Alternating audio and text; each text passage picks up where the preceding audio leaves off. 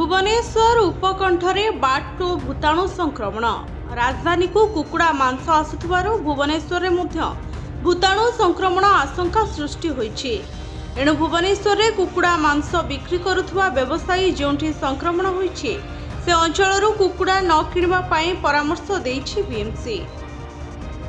Commissioner Rajesh Prabhakar Patil परामर्श अनुसार भुवनेश्वर को अधिकांश कुकुड़ा उपखंडरू ही सहर को आसुछि।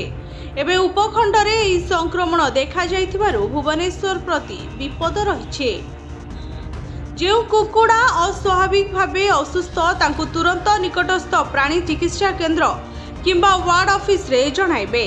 तबे मृत हेले एणे तेणे फिंगिबे नाही। निर्दिष्ट स्थान रे पोतिबा सह ता उपरे ब्लीचिंग सिंचन करिबे। एहा करिबा बेले मुहरे मास्क और हाथ रे ग्लोव्स पिंधिबे। कुकुड़ा संस्पर्श रे आसीथिबा कोनोसी व्यक्ति बा शिशुंकर ज्वर छिंक काश लागि रुहे तुरंत डाक्टर को परामर्श करिबे। बीएमसी अधिकारी तथा साइन टीम विभाग जगह जगह बुली स्थिति परखिबे।